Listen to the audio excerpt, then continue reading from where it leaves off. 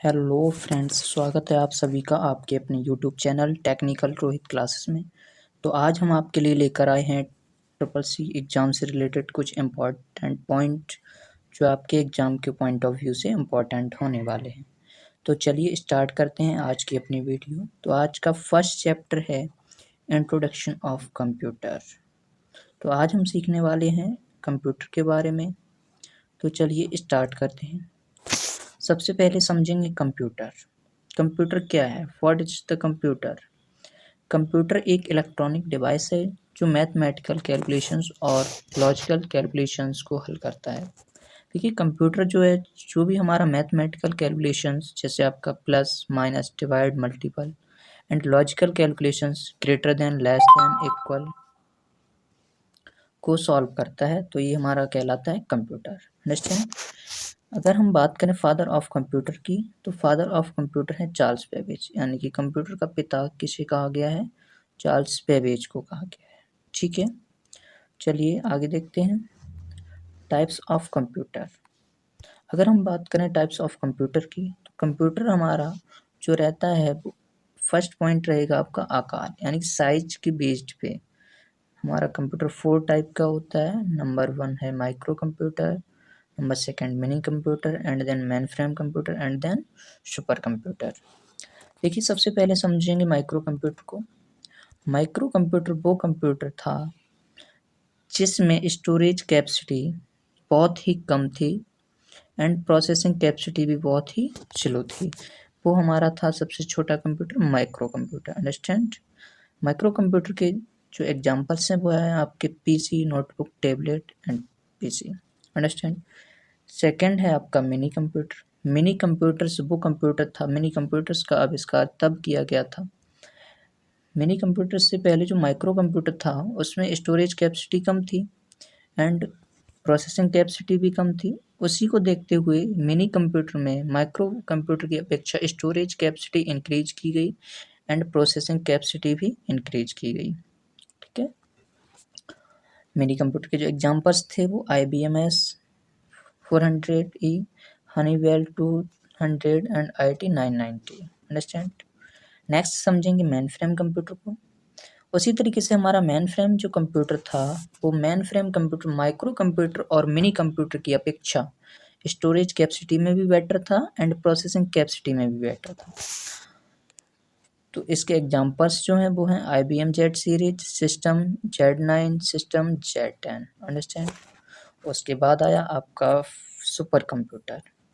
देखिए, super computer को समझेंगे। सुपर कंप्यूटर वो कंप्यूटर था जो micro computer, mini computer and main frame computer की अपेक्षा सुपर कंप्यूटर की स्टोरेज कैपेसिटी भी इन हाई थी एंड प्रोसेसिंग कैपेसिटी भी कैसी थी? हाई थी। ठीक है ना? सुपर कंप्यूटर के एग्जांपल्स को समझेंगे। अगर हम बात करें परम 8000, परम 8000 जो सुपर कंप्यूटर था वो फर्स्ट इंडियन सुपर कंप्यूटर था। कौन सा था? अगर आपके एग्जाम में पूछ दिया जाए फर्स्ट इंडियन सुपर कंप्यूटर, तो आप लोग बताओगे परम 8000। अंडरस्टैंड? अगर बात की जाए डेवलपमेंट की, परम 8000 को डेवलप्ड किसने किया, तो ये CDEC नाम की जो कंपनी थी, CDEC, जिसे डेवलप्ड किया था 1991 में। अंडरस्टैंड? यानी कि फादर ऑफ परम 8000। अगर बात की जाए फर्स्ट इंडियन सुपर कंप्यूटर परम 8000 के फादर की, तो वो कौन थे? वो थे आपके प्रोफेसर विजय भटकर। अंडरस्टैंड? यहाँ से आपके एग्जाम के पॉइंट ऑफ व्यू से कुछ इंपॉर्टेंट पॉइंट्स क्लियर होते हैं परम 8000 से। अगर बात की जाए फर्स्ट इंडियन सुपर कंप्यूटर की, तो आप बताएंगे परम 8000। And first Indian super computer developed किसने किया? तो डेवलप्ड किया CDEC ने 1991 में। अंडरस्टैंड? फादर ऑफ परम 8000 professor Vijay Bhatkar. I hope कि आपको समझ आया होगा। नेक्स्ट आगे देखते हैं। अगर हम बात करें कार्य यानी कि वर्क पद्धति के आधार पर हमारा जो कंप्यूटर था वो कितने टाइप का था, तो वर्क के अकॉर्डिंग, वर्क पे बेस्ड जो कंप्यूटर थे वो हमारे 3 टाइप के थे। कौन कौन सा? Analogue computer, digital computer and hybrid computer. Understand? देखिए, एनालॉग कंप्यूटर्स वो कंप्यूटर थे, एनालॉग कंप्यूटर्स वो कंप्यूटर होते हैं जिनके माध्यम से, या जो कंप्यूटर हमें एनालॉग फॉर्मेट में वैल्यू दें, वो कहलाते हैं एनालॉग कंप्यूटर। फॉर एग्जांपल आपका टेम्परेचर मीटर, प्रेशर, स्पीड। जिस तरीके से आपकी बाइक में जो स्पीड का मीटर लगा हुआ होता है, स्पीड का मीटर भी आपका एक एनालॉग मीटर होता है। इसमें क्या होता है कि हमारा जो ये इंडिकेटर होता है स्पीड का, वो हमें कभी भी एग्जैक्ट वैल्यू नहीं देता रहता है। उसका जो वैल्यू का स्पीड की जो वैल्यू होती है वो डिक्रीज एंड इंक्रीज होती रहती है। बट हमें जो वैल्यू रिटर्न करता है वो एनालॉग फॉर्मेट में रिटर्न करता है। किस फॉर्मेट में रिटर्न करता है? एनालॉग फॉर्मेट में। अगर हमारे बाइक की स्पीड 20 है तो वो 20 को इंडिकेट करेगा, अगर हमारी बाइक की स्पीड 30 है तो वो 30 को इंडिकेट करेगा। यानी कि एनालॉग कंप्यूटर वो कंप्यूटर्स हैं जो हमें एनालॉग फॉर्मेट में वैल्यू रिटर्न करें, वो कहलाते हैं एनालॉग कंप्यूटर। एनालॉग कंप्यूटर के जो एग्जांपल्स हैं वो आपके हैं temperature, pressure and speed metre. Understand. Next आता है आपका डिजिटल कंप्यूटर। डिजिटल कंप्यूटर वो कंप्यूटर्स होते हैं जो हमें डिजिटली फॉर्मेट में वैल्यू रिटर्न करें। फॉर एग्जांपल देखिए, डिजिटल कंप्यूटर जो होंगे वो हमें 0 और 1 में वैल्यू को रिटर्न करेंगे। यानी कि डिजिटल कंप्यूटर वो कंप्यूटर्स होते हैं जो 0 और 1 को समझते हैं। और ये 0 और 1 जो होता है वो हमारा होता है बाइनरी नंबर। क्या होता है? Binary number. अंडरस्टैंड। अगर हम बात करें डिजिटल कंप्यूटर से एग्जांपल्स की तो वो आपके हो जाएंगे desktop, laptop, smart watch, etc। यानी कि जो आपका लैपटॉप है, डेस्कटॉप है एंड देन स्मार्ट वॉच हैं, किसके एग्जांपल्स हैं? डिजिटल कंप्यूटर के। क्यों? क्योंकि ये हमें जो भी डेटा शो कराते हैं वो डिजिटली फॉर्मेट में डेटा शो कराते हैं, तो इसलिए इन्हें डिजिटल कंप्यूटर कहा गया। अंडरस्टैंड। नेक्स्ट है आपका हाइब्रिड कंप्यूटर। देखिए, हाइब्रिड कंप्यूटर क्या होता है? हाइब्रिड कंप्यूटर जो होता है वो एनालॉग कंप्यूटर और डिजिटल कंप्यूटर का जो कॉम्बिनेशन होता है वो होता है हाइब्रिड कंप्यूटर। यानी कि जहाँ पे हमारा analogue computer plus digital computer दोनों मिलकर वर्क करें वो कहलाएगा हमारा हाइब्रिड कंप्यूटर। जैसे फॉर एग्जांपल हम कह सकते हैं पेट्रोल पंप मशीन। यानी कि पेट्रोल पंप मशीन जो होता है, पेट्रोल पंप मशीन का जो नोजल होता है और उसके थ्रू हमारी जो पेट्रोल रहती है वो हमारे वाहन की टंकी में जाती है। तो इसको मेजर करने का जो वर्क करता है नोजल वर्क करता है, और नोजल हमें वैल्यू देता है एनालॉग फॉर्मेट में। किस फॉर्मेट में वैल्यू देता है? एनालॉग फॉर्मेट में। बट जो हमें शो कराता है मशीन पे कि कितनी पेट्रोल इस टंकी के अंदर गई है वो हमें शो कराता है डिजिटली फॉर्मेट में। किस फॉर्मेट में? डिजिटल फॉर्मेट में हमें वैल्यू शो कराता है। तो जहाँ पे हमारा एनालॉग और डिजिटल दोनों कंप्यूटर मिलकर आपस में वर्क करें वो कहलाएगा हाइब्रिड कंप्यूटर। अंडरस्टैंड। अगर हम बात करें हाइब्रिड कंप्यूटर्स के एग्जांपल्स की तो वो आपके हो जाएंगे petrol pump machine, weather monitoring system, understand, and ECG. मैं आशा करता हूँ कि आपको समझ आ रहा होगा। नेक्स्ट देखेंगे फुल फॉर्म ऑफ कंप्यूटर। यानी कि कंप्यूटर की फुल फॉर्म क्या है। कंप्यूटर की फुल फॉर्म के बारे में जानेंगे। तो कंप्यूटर की फुल फॉर्म C4 होता है common, O for operating, M for machine, P for purposely, U for used for, T for training, E for education and R for research. ये होती है आपके कंप्यूटर की फुल फॉर्म। अंडरस्टैंड। आगे समझने वाले हम लोग कंप्यूटर्स की कैरेक्टरिस्टिक्स एंड लिमिटेशंस। यानी कि कंप्यूटर की क्या क्या विशेषताएं रहती हैं और क्या क्या कमियां रहती हैं। सबसे पहले हम समझेंगे कैरेक्टरिस्टिक्स। यानी कि कंप्यूटर की विशेषताएं क्या है, कंप्यूटर की क्वालिटीज क्या है, कंप्यूटर किस टाइप के वर्क को कर सकता है। फर्स्ट पॉइंट है कैरेक्टरिस्टिक्स में स्पीड। यानी कि जो कंप्यूटर की स्पीड मेजर की जाती है वो मेजर की जाती है माइक्रो सेकेंड में। किसमें? माइक्रो सेकेंड में। तो जो हमारा कंप्यूटर रहता है इसकी स्पीड बहुत ही बेटर रहती है। यानी कि ये ह्यूमन के अपेक्षा जो वर्क ह्यूमन मंथ ईयर में करता है वो हमारा computer system mini and micro second में कंप्लीट कर सकता है। ये इसकी एक कैरेक्टरिस्टिक्स हो गई, इसकी क्वालिटीज हो गई। अंडरस्टैंड। सेकंड क्वालिटीज है स्टोरेज कैपेसिटी। यानी कि ये मोर देन डेटा को सेव कर सकता है, स्टोर कर सकता है ये ज़्यादा से ज़्यादा डेटा को। एंड द नेक्स्ट पॉइंट है ऑटोमोटिव। ऑटोमोटिव का मीन्स ये है जो भी डेटा हमारा कंप्यूटर ट्रांसफ़र करता है मॉनिटर से सीपीयू तक वो विदाउट ह्यूमन इंटरफेस के थ्रू ट्रांसफ़र करता है। इसलिए इसमें एक फीचर और डेवलप होता है वो कहलाता है automotive. Understand. And the next point है एक्यूरेसी। एक्यूरेसी का मीन ये है अगर ह्यूमन किसी भी वर्ड्स की किसी भी डेटा की कैलकुलेशन करेगा तो ह्यूमन एक एक्यूरेट वैल्यू रिटर्न नहीं करेगा।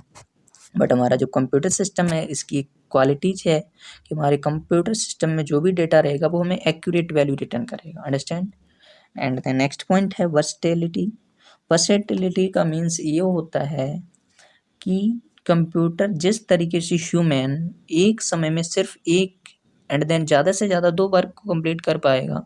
बट हमारी कंप्यूटर सिस्टम्स की एक क्वालिटी होती है कि ह्यूमन की अपेक्षा कंप्यूटर सिस्टम वन टाइम में मोर देन 1 वर्क को कंप्लीट कर सकता है। यानी कि मैंने यहाँ पे बताया है कि वर्सेटिलिटी का मीन्स ये बहुमुखी, many task in one time. जो कंप्यूटर सिस्टम रहेगा वो एक समय में बहुत सारे टास्क को कंप्लीट करने की कैपेसिटी रखता है। अंडरस्टैंड।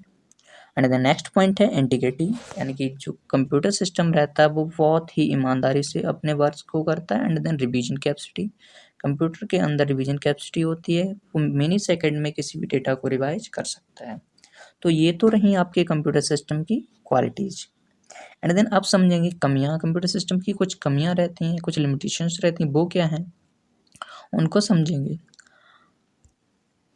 तो लिमिटेशंस का मीन्स है कमियां। Understand.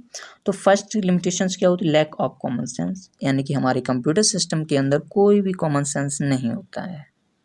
Okay. And then second point है जीरो IQ लेवल, जिस तरीके से ह्यूमन में IQ लेवल होता है बट हमारे कंप्यूटर सिस्टम में कोई IQ लेवल नहीं होता है। एंड देन नेक्स्ट पॉइंट है लैक ऑफ डिसीजन मेकिंग, हमारे कंप्यूटर सिस्टम में डिसीजन मेकिंग का कोई भी फीचर्स नहीं होता, यानी कि अगर कोई प्रॉब्लम्स आते समय या कोई भी प्रॉब्लम्स आती है तो हमारा कंप्यूटर सिस्टम किसी भी टाइप के डिसीजन को लेने में असमर्थ है। अंडरस्टैंड। तो ये उसकी एक कमी हुई। एंड द नेक्स्ट पॉइंट को समझेंगे। नेक्स्ट पॉइंट है नो फीलिंग्स, यानी कि जिस तरीके से ह्यूमन में फीलिंग्स होती है बट हमारे कंप्यूटर सिस्टम में इस टाइप की कोई भी फीलिंग्स नहीं होती। फॉर एग्जांपल जैसे ह्यूमन को प्यास लगी, नींद आना, खाना खाना, भूख लगना, ये सारी जो फीलिंग्स हैं वो हमारे कंप्यूटर सिस्टम में नहीं होती हैं ह्यूमन की अपेक्षा। तो ये एक इसकी लिमिटेशंस है। अंडरस्टैंड। मैं आशा करता हूँ कि आपको कंप्यूटर की कैरेक्टरिस्टिक्स एंड लिमिटेशंस समझ आई होंगी। एंड द नेक्स्ट देखेंगे जनरेशन ऑफ कंप्यूटर। अगर हम बात करें जनरेशन ऑफ कंप्यूटर की तो जो हमारा कंप्यूटर सिस्टम है कितने जनरेशन में डिवाइड हुआ है, तो हमारा कंप्यूटर सिस्टम 5 जनरेशन में डिवाइड किया गया। कितने जनरेशन में डिवाइड किया गया, 5 जनरेशन में। फर्स्ट जनरेशन देखिए, फर्स्ट जनरेशन जो था वो 1946 से 1959 तक चला। एंड देन सेकंड जनरेशन आपका जो था 1959 से 1965 तक चला। एंड देन थर्ड जनरेशन जो था वो 1965 टू 1971। एंड उसके बाद आया आपका फोर्थ जनरेशन। फोर्थ जनरेशन जो था वो 1971 से 1980 तक चला। एंड देन फिफ्थ जनरेशन आपका 1980 से टिल नाउ, यानी कि जो आज के समय में कंप्यूटर सिस्टम यूज हो रहे हैं वो किस जनरेशन के हैं, फिफ्थ जनरेशन के हैं। अंडरस्टैंड। तो चलिए हम जनरेशन वाइज कंप्यूटर सिस्टम को समझेंगे कि किस जनरेशन में कंप्यूटर के अंदर क्या फीचर्स या किस हार्डवेयर का यूज किया गया। तो चलिए देखते हैं। सबसे पहले समझेंगे फर्स्ट जनरेशन के कंप्यूटर को। देखिए फर्स्ट जनरेशन के जो कंप्यूटर थे वो कब से कब तक चले, 1946 से 1959। देखिए फर्स्ट जनरेशन के कंप्यूटर में जो स्पीड मेजर की जाती थी वो किस में मेजर की जाती थी, फर्स्ट जनरेशन के कंप्यूटर में स्पीड मिली सेकेंड में मेजर की जाती थी। किस में, मिली सेकेंड में। एंड देन फर्स्ट जनरेशन के कंप्यूटर में जो हार्डवेयर यूज हुआ था वो क्या हुआ था, वैक्यूम ट्यूब। अगर आपके एग्जाम में पूछ दिया जाए कि फर्स्ट जनरेशन के कंप्यूटर में किसका यूज हुआ तो आप बताएंगे वैक्यूम ट्यूब। किसका यूज हुआ, वैक्यूम ट्यूब का। अंडरस्टैंड। एंड देन जब फर्स्ट टाइम में वैक्यूम ट्यूब यूज हुए तो ये अप्रॉक्सीमेटली 18,000 के समथिंग यूज किए गए थे। देखिए वैक्यूम ट्यूब का यूज क्या होता है, वैक्यूम ट्यूब आपकी डिस्प्ले पे दिख रहा होगा कुछ इस तरीके से होता है। वैक्यूम ट्यूब का यूज इलेक्ट्रिसिटी को कंट्रोल करने के लिए किया जाता है। Understand. And then first generation के कंप्यूटर में जो सॉफ्टवेयर यानी कि जो लैंग्वेज यूज हुई वो कौन सी यूज हुई, मशीनरी लैंग्वेज यूज हुई, जो सिर्फ जीरो और वन बाइनरी डिजिट को ही समझता। एंड देन फर्स्ट जनरेशन के जो कंप्यूटर थे उनके एग्जांपल्स हैं ENIAC।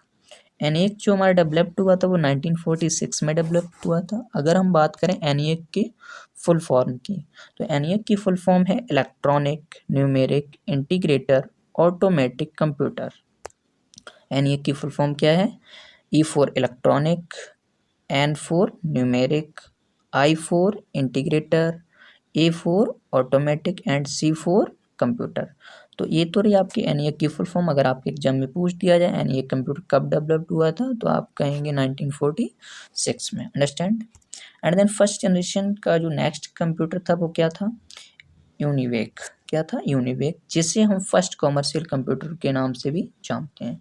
अगर आपके एग्जाम में पूछ दिया जाए कि फर्स्ट कॉमर्शियल कंप्यूटर कौन सा था तो आप बताएंगे यूनिवेक। अंडरस्टैंड। एंड देन कुछ एग्जांपल्स और हैं आपके फर्स्ट जनरेशन के कंप्यूटर के, वो हैं IBM 701 and IBM 650।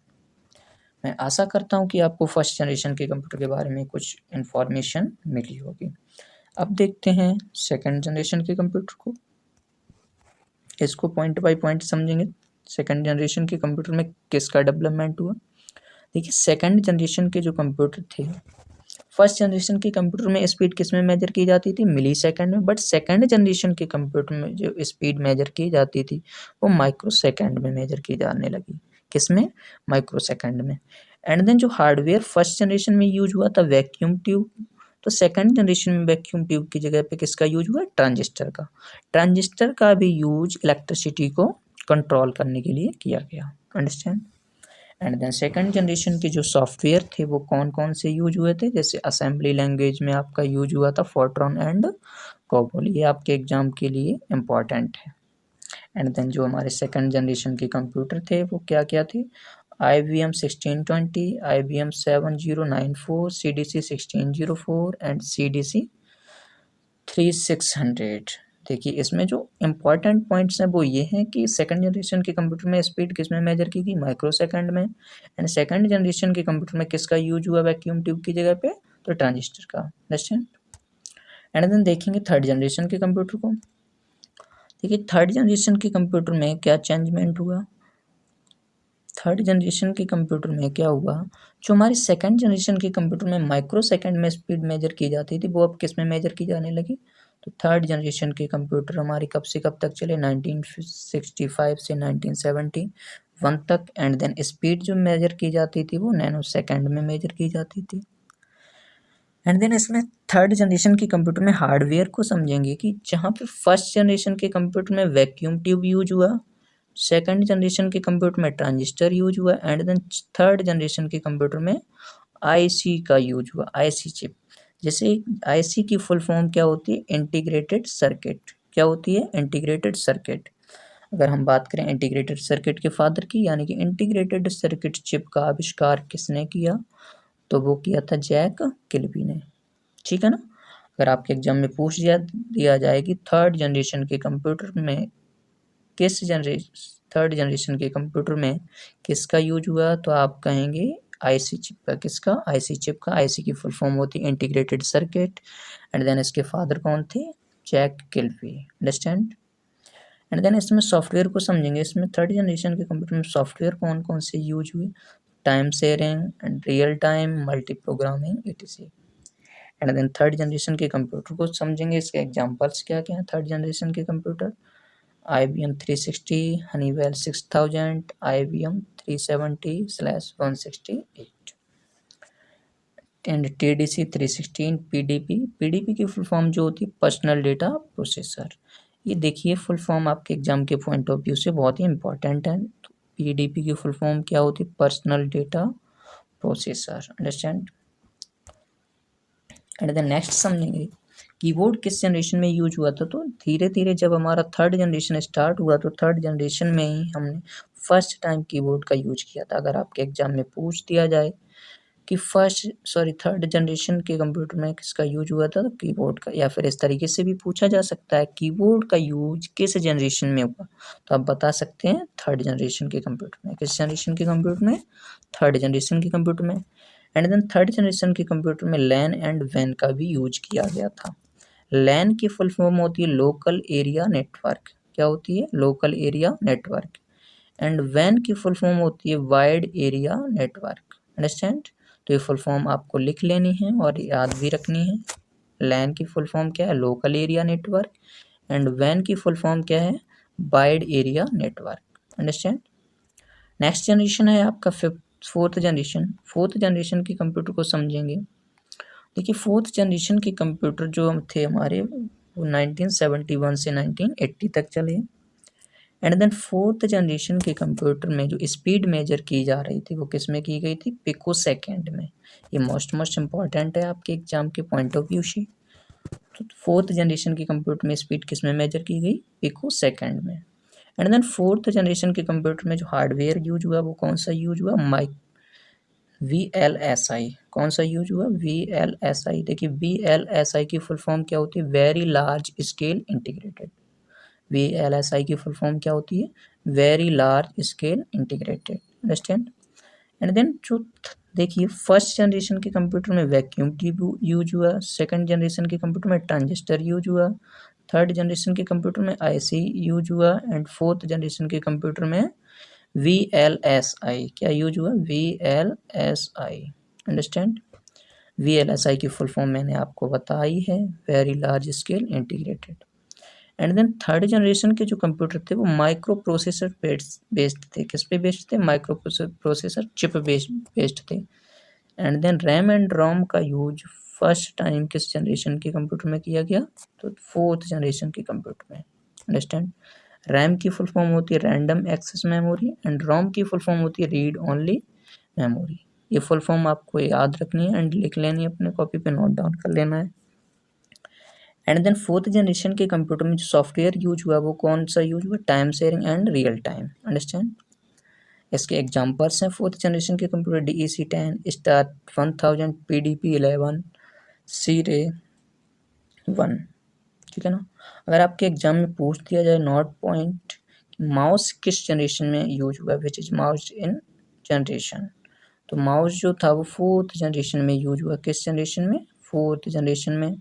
And then keyboard जो था, देखिए कीबोर्ड किस जनरेशन में यूज हुआ, थर्ड जनरेशन में। एंड देन माउस किस जनरेशन में यूज हुआ, फोर्थ जनरेशन में। मैं आशा करता हूँ ये पॉइंट आपको समझ आया होगा। एंड देन उसके बाद समझेंगे फर्स्ट माइक्रो कंप्यूटर, यानी कि जो हमारा माइक्रो कंप्यूटर था फर्स्ट, बुक भी किस जनरेशन में डेवलप हुआ था, फोर्थ जनरेशन के कंप्यूटर में develop. Understand. And then next आता है आपका फिफ्थ जनरेशन। देखिए फिफ्थ जनरेशन के कंप्यूटर को समझेंगे। फिफ्थ जनरेशन के कंप्यूटर हमारे जो चले वो कब से कब तक चले, फिफ्थ जनरेशन जो था वो 1980 टिल नाउ, यानी कि 1980 से अब तक के जो कंप्यूटर यूज हो रहे हैं वो कौन से जो हो रहे हैं, फिफ्थ जनरेशन के कंप्यूटर यूज हो रहे हैं। एंड देन स्पीड को समझेंगे। फिफ्थ जनरेशन के कंप्यूटर में जो स्पीड थी वो गीगा हर्ट्ज में मेजर की जाने लगी। किस में, गीगा हर्ट्ज में, 3 गीगा। एंड देन इसमें जो फिफ्थ जनरेशन के कंप्यूटर में हार्डवेयर यूज हुआ वो क्या यूज हुआ, जहाँ पे VLSI का यूज हुआ था फोर्थ जनरेशन के कंप्यूटर में, वहीं पे फिफ्थ जनरेशन के कंप्यूटर में किसका यूज होने लगा, ULSI। ULSI की फुल फॉर्म होती है अल्ट्रा लार्ज स्केल इंटीग्रेटेड। ठीक है ना, ये फुल फॉर्म आपको लिख लेनी है। ULSI की फुल फॉर्म क्या होती है, ultra large scale integrated. Understand. And then इसमें जो सॉफ्टवेयर थे, जो लैंग्वेज यूज हुई वो कौन कौन सी यूज हुई, C and C++, Java, .NET, etc। Understand. And then examples को समझेंगे। फिफ्थ जनरेशन के जो एग्जांपल्स हैं वो कौन कौन से, जैसे आपका लैपटॉप हुआ, नोटबुक हुआ, अल्ट्राबुक हुआ, किसके एग्जांपल हैं, फिफ्थ जनरेशन के कंप्यूटर के एग्जांपल्स हैं। एंड देन CPU, अगर आपके एग्जाम में पूछ दिया जाए CPU यूज्ड इन, यानी कि CPU किस जनरेशन में यूज हुआ, तो आप कह सकते हैं CPU का यूज फिफ्थ जनरेशन में हुआ। किस जनरेशन में हुआ, फिफ्थ जनरेशन में हुआ। तो मैं आशा करता हूँ कि आज की क्लास आपको समझ आई होगी एंड देन कुछ सीखने को आपको मिला होगा। तो आप लोग कमेंट बॉक्स में कमेंट करके ज़रूर बताएं कि आज की क्लास कैसी लगी, एंड देन मैं किस टॉपिक पे वीडियो बनाऊं। एंड देन हम आपके लिए आपके एग्ज़ाम से रिलेटेड बहुत सारे इंपॉर्टेंट क्वेश्चन क्रिएट कर रहे हैं जो हम जल्द ही आपके लिए लेके आने वाले हैं। तो मैं आशा करता हूं कि आप सभी लोगों का सपोर्ट रहेगा। तो चलिए तब तक के लिए मिलते हैं नेक्स्ट क्लास में। तब तक के लिए thank you, take care, bye bye.